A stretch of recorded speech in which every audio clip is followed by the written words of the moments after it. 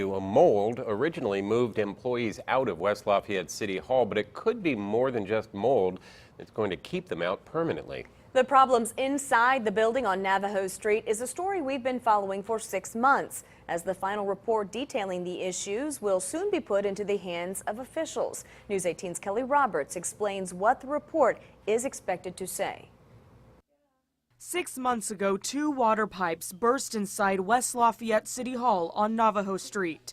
Weeks after that, employees were having reactions to mold discovered after the flooding. Employees were moved out and crews from Tecton Construction Management moved in and indeed found mold. But that's not it. Since that time, we've been made aware of other issues, such as structural issues and other issues in regards to ADA and HVAC that we weren't quite as acutely aware of. Crews have been inside the building since spring, and this week a final report of the issues inside City Hall is expected to be in Mayor John Dennis's hands. He's expecting to read what he has already assumed. Well, my assumption is that the report's going to be fairly condemning. From some of the information that's been trickled out, we're well aware of the fact that right now that building is uninhabitable.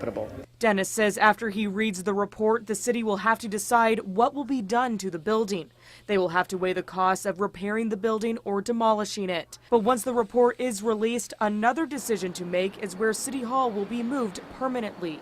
Right now, offices are spread between the Morton Center, Fire Station 1, and the police department. Dennis says there is no timeline on when an announcement could come. I mean, it would be really putting the cart before the horse to make that type of assumption. Quite clearly, throughout the community, there's a lot of conversation going on both sides of the issue of where to relocate City Hall and what to do with that particular facility.